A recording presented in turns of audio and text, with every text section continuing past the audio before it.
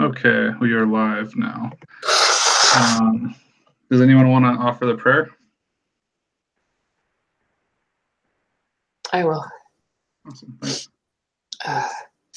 Our dear Father in heaven, we're grateful for the opportunity we've had to be in this class, and especially grateful for each group member and the insights and perspectives that each member has shared throughout the semester. We're thankful for the opportunity to work together as a group and for the blessing of being able to be assigned to this group. We're grateful, Father in heaven, for this last group study, and pray that we'll be able to have thy Spirit to be with us as we discuss the elements of this case study, and pray that we can help each other to find conclusions and understandings to the root problems of this case study so that we can write our paper effectively. Again, we thank thee for the opportunity of working together and for the good people that we get to associate in this class. And we say these things in the name of Jesus Christ. Amen. Amen. Amen. Thank you. You're welcome. I feel very blessed. Are you sick? Yeah, I got cold. So, okay, Brad, are we going to wait for Christian? You know what? Let me send him an email real quick and just see what's going on, because he was the one that mentioned it earlier. Go ahead and start, and I'm just yeah, what do you guys think of this case? I mean, I'm kind of having trouble getting started on this study because I'm like, what do you really write about? I don't know. Is anyone else feeling that? I feel the same way. This was a lot harder to diagnose for me, but I've had to reread it like 3 or 4 times to get my head around it. Yeah. I finally came to some conclusions, but man, I'm still struggling, and I've spent several hours. I thought it was just because I had a sinus headache, and that was why, but. Yeah, it's kind of like, I feel like it's hard to get in depth to write a real case study about, but I don't know. I guess there's more stuff to it. I don't know. Well, I'll be happy to share the few insights that I have, and then maybe we can also work together as a team and kind of think of some more things. Like we always do. We're good that way. Good. That sounds like a good plan.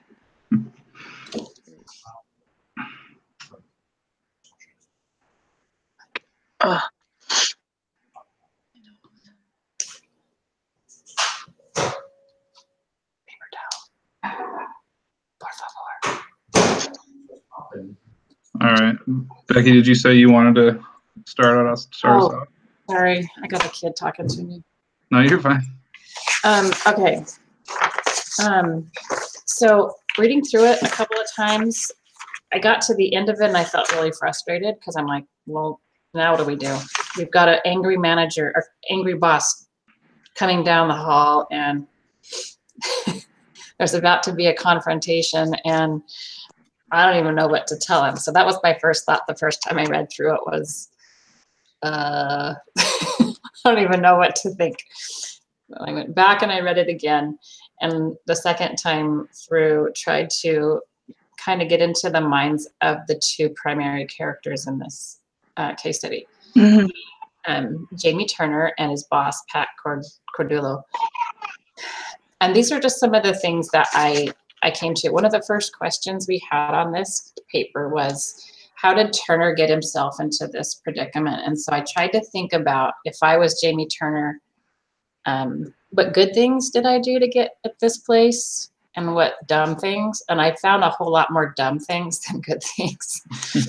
And I'll just point out some of those. So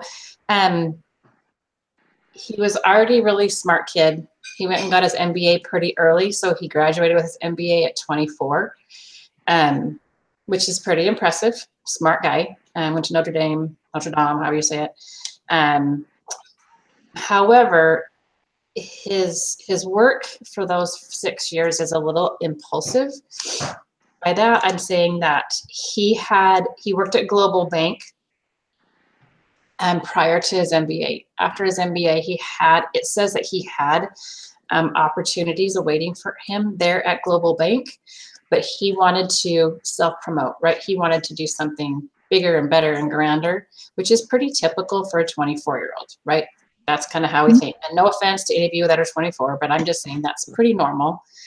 I remember being young and enthused like that. It was a long time ago for me, but reading, My good old generation. I could run the world and I could do all this and I do it all. And Yes. a little impulsive. And so I think that's pretty typical, even for an MBA student, which an MBA student has to be a lot more thoughtful. But still, I think it's normal. So we jumped from Global Bank to Wolf River Paper, which in my mind was kind of like a Kimberly Clark equivalent. And if you know anything about Kimberly Clark, it's one of the leaders. The leaders in the industry. They're one of the top ranked companies in the world. They're just a really good company. And so he's now working for this Wolf River. He was there for 5 years. He'd already doubled his starting salary. He had an incredible opportunity. There's a whole entire paragraph about what a really good company this was. It had gone through some an acquisition that hadn't been as good. So there was some fluctuation. In my personal opinion, he should have never left that job. He should have just written it out and allowed himself to have tenure at a really, really good company. Instead, he found out about a lateral or a vertical move at this Lamboland. And again, he had an impulsive jump to get a better opportunity. They were going to pay him 15% more, which if you're at 100,000 is a pretty, or whatever he's at, I don't know, 150 still, it's not enough to make a jump when you have such a really good company and you've got a really great job. And it just seemed like a stupid move to me. However, after they tanked, then he went and worked for MLI. So I see him as being young, impulsive. He's not thinking straight. What he is thinking about is his own self-promotion, and that he's all thinking about himself and the title that he can get. And he did take a pay increase at MLI of 20% with a 25% bonus if he signed, which is huge. I mean, that's a pretty good deal, because they'd had some turnover and the owner had passed away. The thing that really struck me was that during his interviewing process, and also during his interactions with the consultant, the headhunter that was working with him, there were a lot of red flags that he completely ignored, or he acknowledged, but he thought he could outwit him, outsmart him, or whatever. Yeah, I just from reading about what he was getting into, there were just red flags everywhere. It was a very caustic environment, and maybe because he's young, he's just 30, he hasn't had a lot of life experience in the corporate world. But even with 5 years at the paper place, you would think he would have some sort of foresight into knowing that this is a dysfunctional situation from the get-go, and thinking that he was gonna make it better. I don't even think he thought he could make it better. He was just really lured by the carrot they dangled of being a VP. Right. Yeah, that's exactly, yeah. And then it seemed like he was lured, and he didn't need to be. He didn't need to be ignorant. He had an MBA. He's a smart guy. I think it's better to wait. He also, in his interviewing process with Cordulo, he didn't get anything in writing. And even though Cordulo had basically said, I want you to my place, I've been guilty of that, where I've been made promises in an interview, but I didn't get anything in writing when they finally gave me my offer letter. And that's something that I've learned the hard way to never do. I don't know. So when I went back, I saw that Jamie did a lot of stupid things. And then I went back and did the same thing with Cordulo. Cordulo actually originally worked for Triple S. And so he is the primary factor that they had the merger with this MLI. And as a result, he became the president of MLI, and then MLI is now tanking. So Cordulo's looking bad. He's got egg on his face, and he's looking for an out. he brought over this Chin gal, who's his CFO or whatever she is, controller. And they seem to be in cohorts. I'm not sure if it's collusive or if it's just because they both came from Triple S, but there's some favoritism there. And she's a bit of a, sorry, no filter today. She's a butt kisser of some level. Brown noser, yeah. I can't think about a politically correct word right now, but hey, Christian, Yeah. good to have you. And she's kind of a yes person. She also has complete control of the company's assets. And I'm not sure if there's something going on there with I don't want to say embezzlement, but that she might have a little too much power. And there may not be a checks and balances if she reports to him and she can do whatever she wants to do and he's giving her full reign. I don't know. But there does seem to be some sort of a collusive relationship between Garcia, Cordulo, and Chin, which Jamie knew going into the whole thing. And so that in and of itself is not a good situation. And it looks to me that Cordulo wants to be back in San Diego, even though his direct boss, the CEO of the company, has specifically said, I don't want you coming to San Diego. I want you to go spend your time building MLI. He has disregarded the CEO's direction, and he still spends half of his time in San Diego and half of his time in Chicago, which means he's split, and he is not 100% invested in MLI's success. He's more invested in the promotion to the CEO position, and he's still trying to build relationships and get the votes in San Diego, which leaves MLI vulnerable because he's not there leading the team. So those are some of the things that I saw as root problems. Yeah, that's awesome. I think you hit on a lot of stuff, and I didn't even think about the potential embezzlement part of that. It was kind of interesting how they didn't ever really go back to, hey, there's something wrong with the cash flow, and they both just kind of blew it off, and then it never really got resolved. So that could be a big issue there. And I think also with Turner, you're right. Like, I think he jumped the gun with that. He thought, oh, cool, I can go live in Chicago. I can go live in an expensive place and have more control, which is, understandable. Like, most people want more control in their position at work, but he definitely got himself in over his head because now he can't quit because he's left too many jobs and he can't afford his place if he doesn't have a job, and he already knows a bunch of people that are out of work.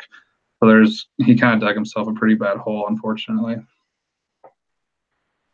For me, what I saw, it all kind of comes down to, he's young. He got a little greedy. He got one good job, and then, he saw another golden carrot, and he couldn't resist it. And, with that power, he's a little bit prideful because he's like, I'm already such a great leader. I could do even better in here. And he just got caught up in all that greed of power and money and being able to live that lavish life. And then he got one bad carrot, and now he's like, oh no, what did I just do?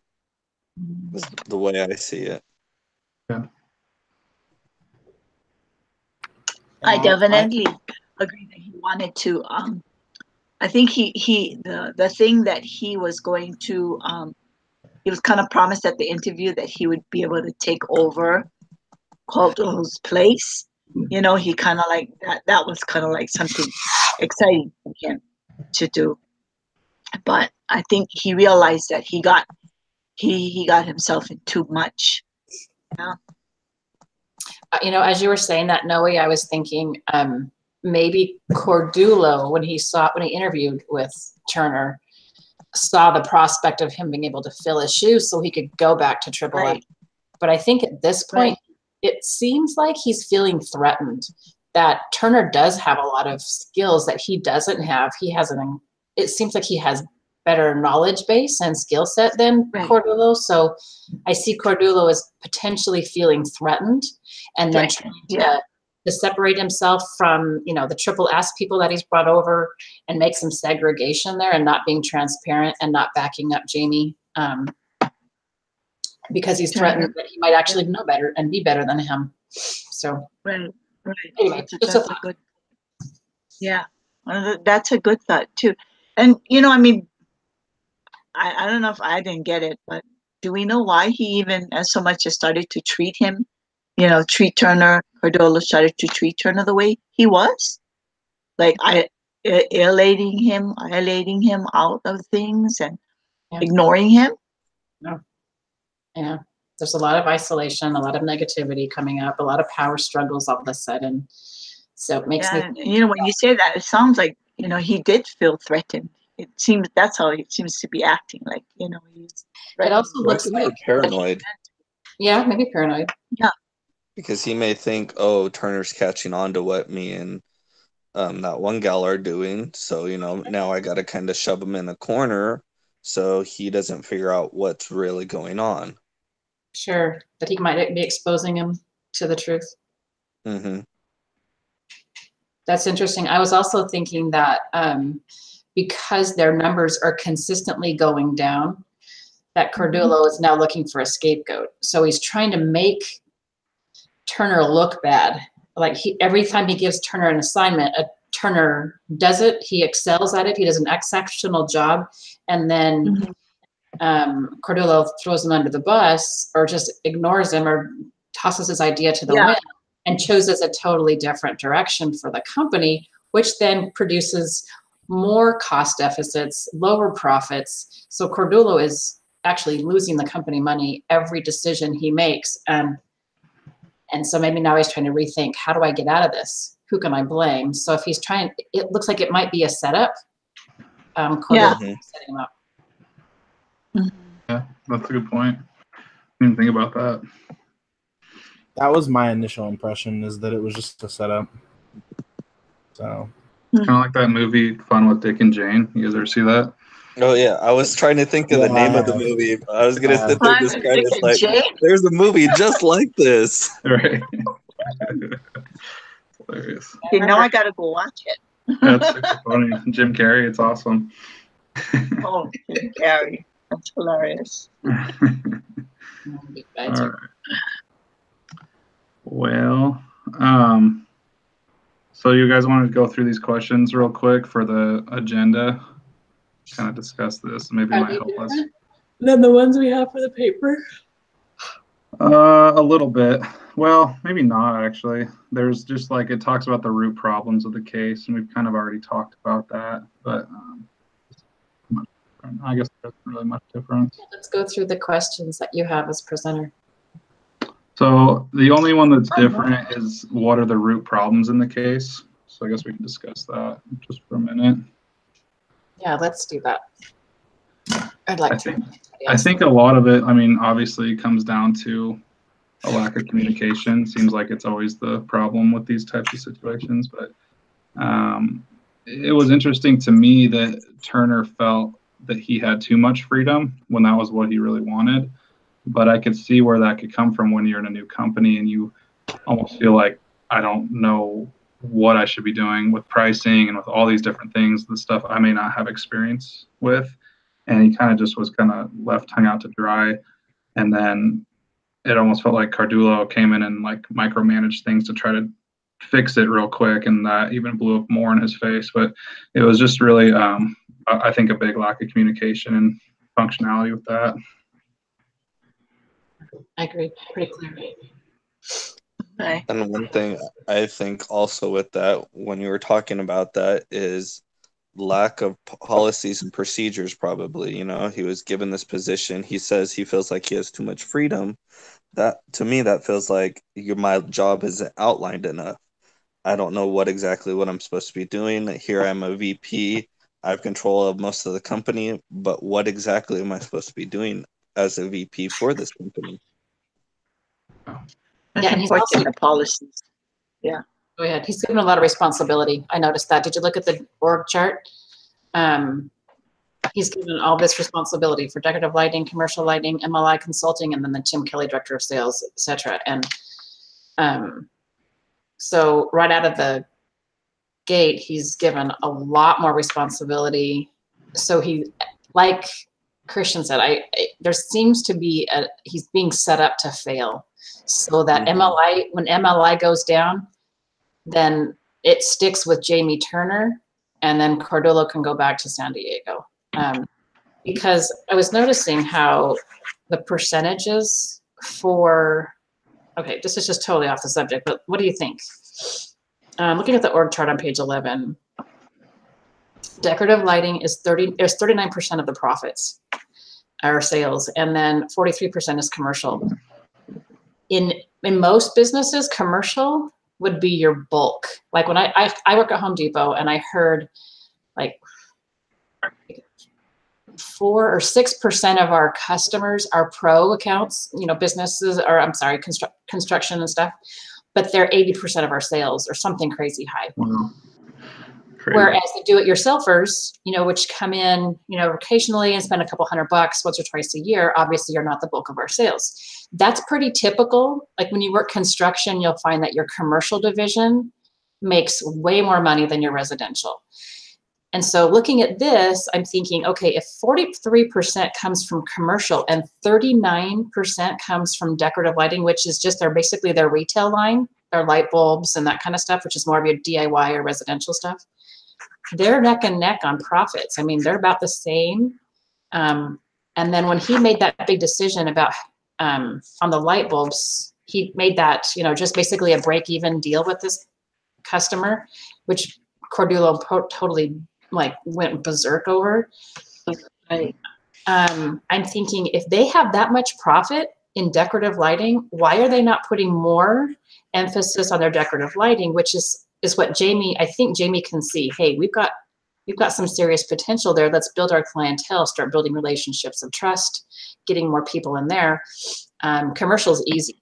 Once you have a commercial account, you're good. So it's interesting. So it seems like because Cardullo freaked over the deal that he did, it just points to him being set up one more time, because you would think that's an excellent move long term. I don't think Cardullo's thinking long term. Cardullo's like, we're going to tank. It's going to be your fault, and I'm getting out of here, and I'm going to go be CEO of, you know, SSS. So anyway, just another observation as you were talking. Yeah, that's a good one. Okay. So other root issues. Sorry, I just took off. Sorry, Brad. No, you're good. Does anybody else have any thoughts on that? I'll just shut up. No, it was interesting. I felt like like you covered it pretty well. Maybe I That should was a good be an analyst when I grow up.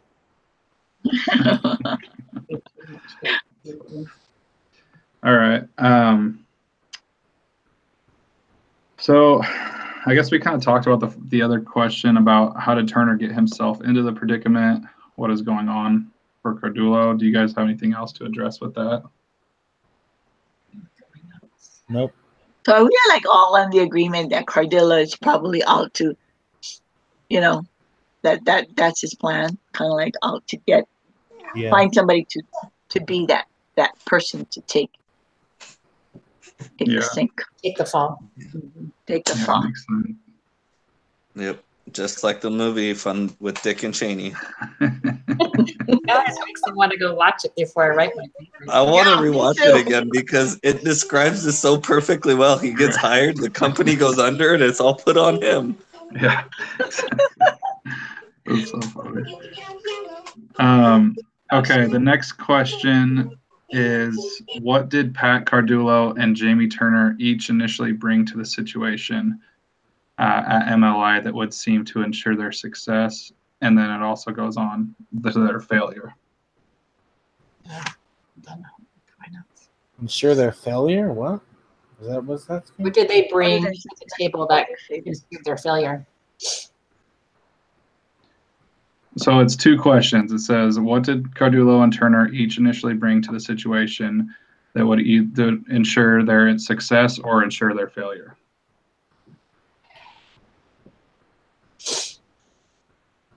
Well, I think Jamie was really trying to do what he could to do well for the company.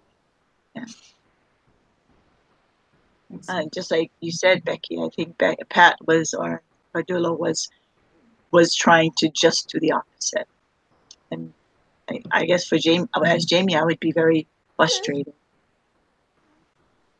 Yeah. I agree with you there. I feel like what he's trying to do to succeed is put all the blame on someone else. But in the end, that's what's going to make him fail, because he's just throwing all the responsibility on other people and not really helping out. And when I forget who was coming to inspect, but I mean, they're probably going to figure out that he's not being helpful. So. Except that the guy who's coming to inspect is Cardullo's mentor and buddy, and they're tight.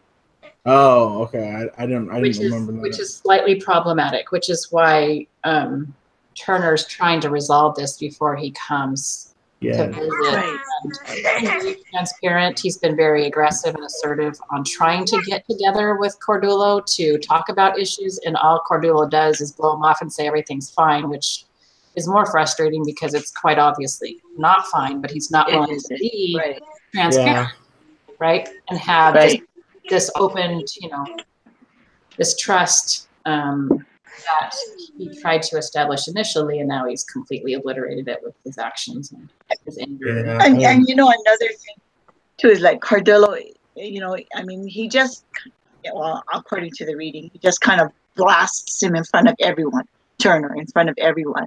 But he doesn't sit down or correct or try to find a solution to whatever he's blaming him about.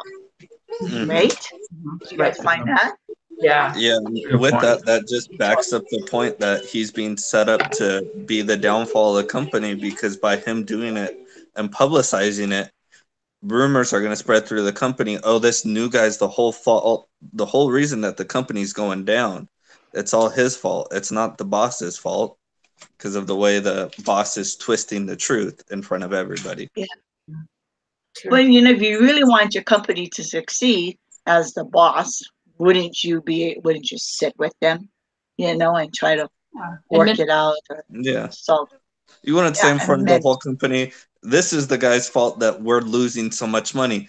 As an employer, I'd be like, then fire the guy already. Get rid of him if it's his fault, Don't keep him around. Right. You would want to do that behind closed doors to, be like, yeah, it was a hard year, but next year will be better, and build everything up.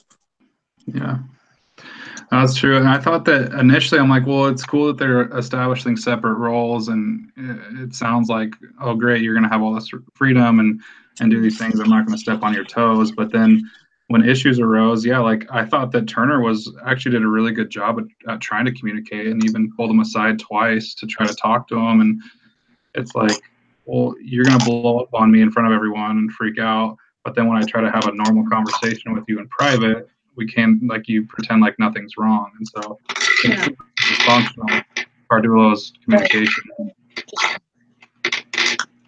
Yeah.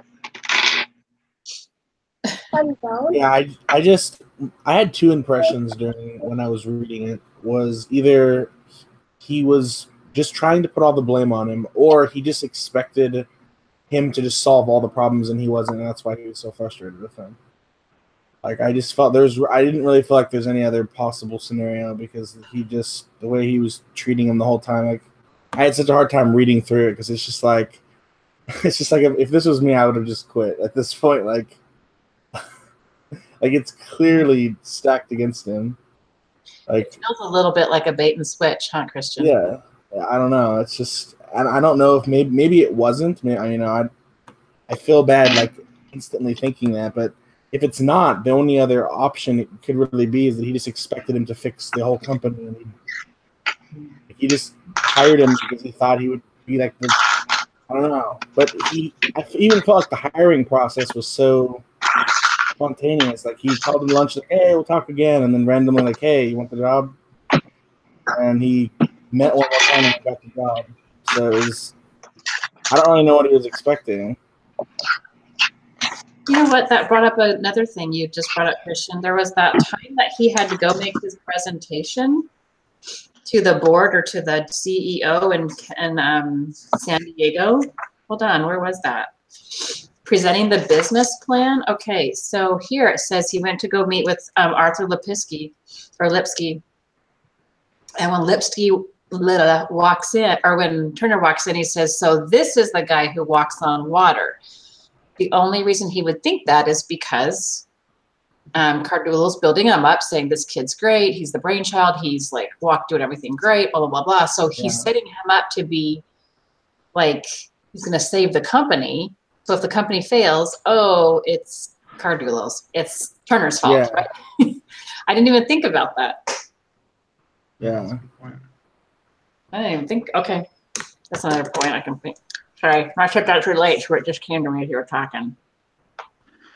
Yeah, that's really good. So the next question is, what were the key choice points where either of them could have done things differently? I don't know about that. Don't take the job. Yeah, right. Go back to the beginning. He would have never left the paper company. Yeah. Never been there. Okay, but he's Either of there. them could have. What can he do different? Yeah. So maybe just in the beginning, getting things in writing, voicing his concerns, because he never did voice his concerns. He just took the job, moved. It was very impulsive, as opposed to saying, okay, I have some concerns. Let's sit down and talk about these concerns before I start. Yeah. And then get it in writing. That's definitely. Yeah. I want to see the offer letter before I actually go ahead and start. Yeah. He started Sign moving it. before he even got the offer. Huh? Yeah. Yeah. Just a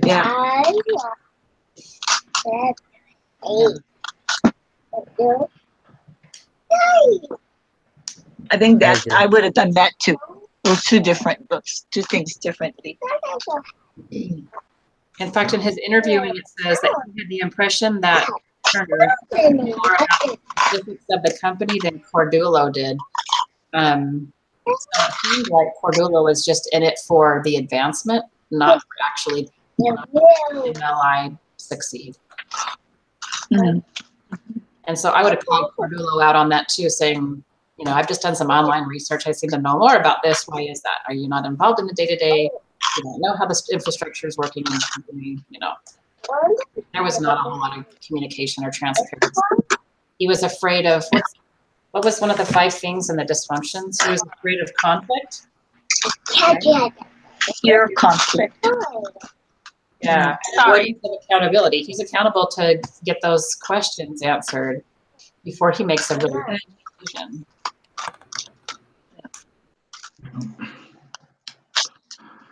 All right. The last question is, how, if at all, should Turner approach Cardulo at the end of the case?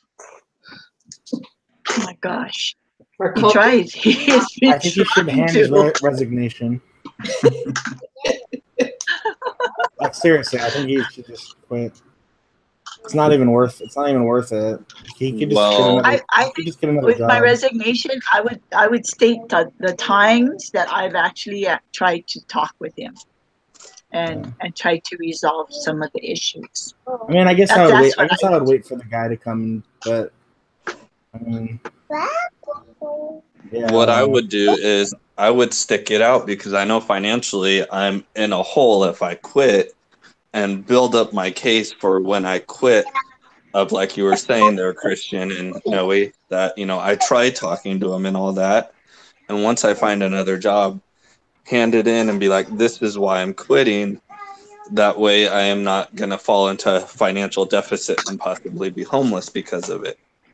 I may just write out the yelling, the reprimanding, and all of that stuff until I know I'll be able to move over it and learn from my mistakes and be like, yeah, maybe I can go back to a global bank, or maybe, you know, this other company will take me back now that I've learned from my mistakes. That's what I think personally. Yeah. You want to know what I think? Always. Yeah. I'm just being honest. I'm so sorry. Oh. Okay.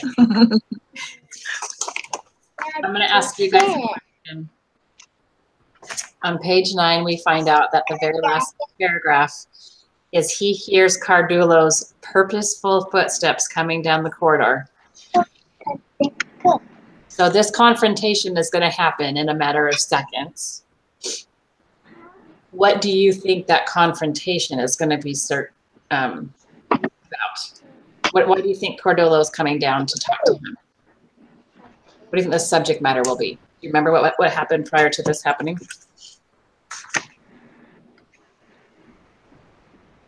I don't Off the recall. top of my head, no. No.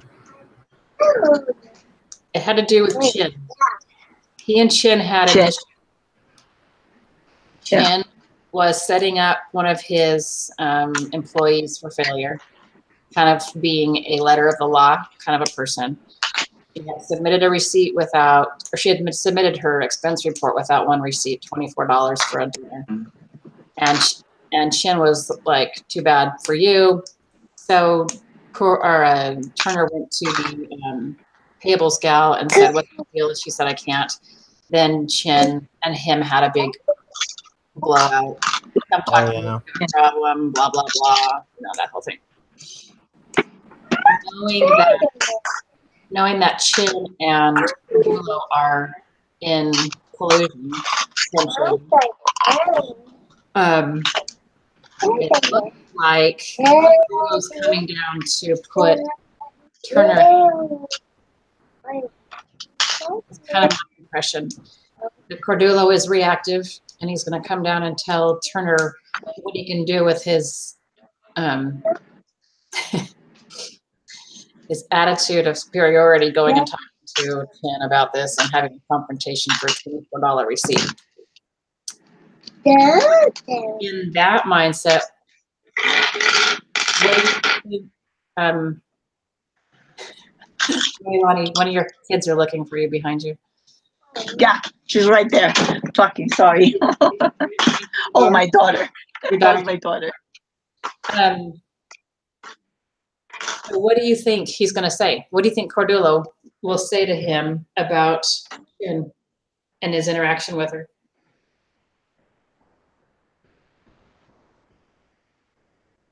I think he might get him scolding for it, confronting him and questioning Chin, because she was just following procedure, according to her. Right. Turner is going to bat for his employee. Right. And Cordolo is going to bat for his employee, for Chin. Mm-hmm. Do you think he'll get fired on the spot? Or do you think he'll just get yelled at? I think he's just going to get yelled at with everything we've talked about, just because he's building him up to be his little scapegoat to put all the blame on. You don't want him to, break him enough to where he wants to quit, but beat him down enough where everybody thinks he's the problem child. He's the black sheep. Right. So when the great boom happens, everybody's pointing fingers at one person. Good. Yeah, I agree with that. How do you think that conversation's going to go? And what should Turner do? If I was Turner, I would take it and look for a new job, record if I can, whether it be video or audio, and just start building a case against him. Right. So, if he fires you for unethical reasons, you can turn around and go to the EEOC and be like, all right, here's my case. This is the information that I've recorded, document, emails. And then, you can turn around and sue the company and get enough money to pay off my condo and find a new job. Or That's a good plan. That's what I may do, It's just like, if you want to play dirty, let's play dirty. Play dirty. Put on the boxing gloves and go to town. Yeah. Good. I think from my perspective, this is his time to be transparent. This is his time to be completely forthright and honest about all the things that have happened that have been very inconsistent. This is the time for him to sit down and say, okay, listen, I'm overreacting, I'm frustrated, and the reason I got here is because of this. These are the things that I've seen. These are the things that I have experienced with you. We started off on a really good foot. Everything was fantastic. These are the 5 things that I thought These are the 5 things that made me want to come here because of this, this, and this, and this. And most of that had to do with Cordulo, and just build Cordulo up and let him know, hey, I like you. I like this company. I feel like I have something to offer, and just basically be totally honest, but not butt kisser, but be honest. Why did he come on? And then explain his frustration. However, when you gave me this assignment and I followed through with it, you blew me off and you threw it under the bus. When I had this problem, you threw me under the bus. You verbally assaulted me in front of our staff and blah, blah, blah, blah. These are the concerns that I'm having. All of a sudden we have this disparaging situation. If I'm not wanted here, I need to know. Or if I'm being set up, please, let me know and I'll be out of here. However, we've got the CEO of the company, the parent company coming next week. I would rather resolve these concerns, get this worked out, make a game plan, get a strategic attack on how we're going to resolve our interpersonal issues, our interdepartment issues, and then go forward and allow our company to thrive. If that's what you want to do, that's what I want to do, and let's see if we can work together. If that's not your objective, let me know, and I'll start looking for another position so that you can do things the way that you want to. But be totally transparent. Turner hasn't been transparent. He also is in a predicament because he's new.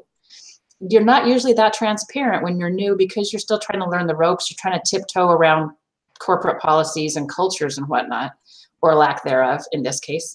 And you've got two merging companies. You've got an acquisition and a parent company. So you've got a stronghold with Triple S, and you've got a minor, company at MLI, and he's now the MLI guy, and Cordulo's the SSS guy. So there's some clique situation going on. There's got to be a merger of mentalities, and there's not. And so I think it's his opportunity as a male manager and as what has he got? He's got his master's, he's got his MBA, to step up and apply everything that he's learned and put it all on the line right then and there. And transparency and honesty, like brutal honesty, is the only way things can happen. And if they don't, that's okay, because who wants to work for a company like that where you're being undermined and there's sabotage constantly? No matter what you do, you're going to get stabbed in the back every time you turn around, right? So that was my thought as I was reading through this, and that as far as the conclusion is concerned. I like your way a lot better than what I was thinking. There's that 24-year-old side of me coming out. Well, you want to leave without burning any bridges. You want to leave True. totally transparent. If you're going to leave, you might as well leave with all your cards on the table and say, I did everything that I could to encourage a positive outcome. That was not, and then I would also, and if this Cordulo guy is a total douche or a knucklehead, I would go call the CEO and say, I realize you're coming in next week. This is a situation at hand. These are the things that have happened, and document it like you said, Stephen. On this day, this happened. On this day, this happened. Today, he came into my office, let me have it, and I told him I wanted to figure out a way to make this be prosperous and to be effective and have healthy interdependent relationships with each other. And he totally told me to shove it, so that he can start building a case for himself personally, not to like side with the CEO, but just to be transparent with the CEO and let the CEO know, if we can't come to any sort of agreement and you come next week, I'll be happy to step down or take another position at a different company, because I don't want to be what interferes with the success of MLI, because MLI has so much potential that I don't want to be the person that stands in the way. So to take the higher ground in this situation, since Cordulo is completely new. Not willing to do any of that.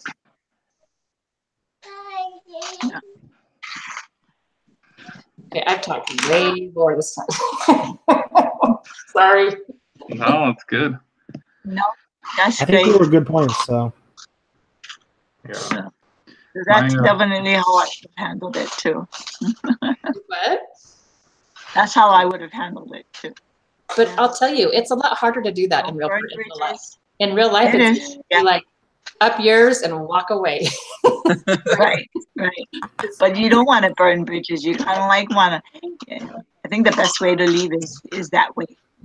Just, you're doing all you can to make the company work, and this is the situation. I'm not making him look bad or anything, but just this what you've been challenged with, in doing it, and just letting them know. And of course, with the CEO too, just depending on whatever their meeting, the outcome of the meeting was going to be like, Right.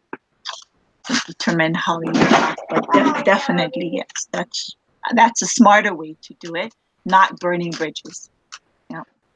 Yeah, I definitely prefer to what I said, but I think in a real situation, I'd probably still just do what I said because I think I'd be too overwhelmed personally. But that's why I picked. But it's harder. What I said. But yeah, definitely. If I was able to, I would try to not burn bridges. But I don't know. I honestly had a hard time even reading through the case study because the whole time I'm like, dude, you just need to quit. Like I don't know. Take it as a learning experience. Yeah, it just seems so dysfunctional. And I don't even know how. I don't know. I just would be so unmotivated to do. I know. It's like it's like worse than the case study. Yeah. Like, definitely. Yeah. Catherine was the CEO and had the power and the status and the position to make some really hard calls. And thankfully she chose the right avenue. But if one of the team members had been in her position and she'd been in their position, she wouldn't have as much clout or ability to make change. So, so that's why the book is a little bit easier to like, okay, I understand that. It makes sense. But man, this case study, I don't know, Christian, you weren't here when we first started, but we mentioned that those exact things, that this was a really hard case study because it wasn't obvious. I missed the first 7 minutes, I think it was. Yeah. So. And we mentioned that exact thing, that this was really hard to diagnose. Yeah. Yeah. I think that, it's hard because I still became an adult right in the middle of the start of the recession. So I still have the fear of like, am I going to be able to find a job if I quit this one? And so like the paranoia there is like, well, I don't know if there's going to be something else. And especially he has that big house and everything. But my initial instinct was like what Steven said is I'm going to record everything I can. I'm going to document everything and just try to protect myself to try to make an exit strategy. But yeah, I think like you said, there is some salvaging you can do with the current position and hopefully make it work at least for the time being until you can get out of there and not just be, unemployed, actually have somewhere else to go. Yeah. I think that's wise in every situation. Whenever you have anything really volatile, you have to document things that happen. Otherwise, you're going to forget. You forget, you say, well, remember last quarter that happened? You don't remember all the details. In a general rule, working for a corporate environment or anywhere, I guess, you really need to document situations, the day that it happens, the times, the people you talk to, what was said, because you never know. It happens more often than it should, but it does happen.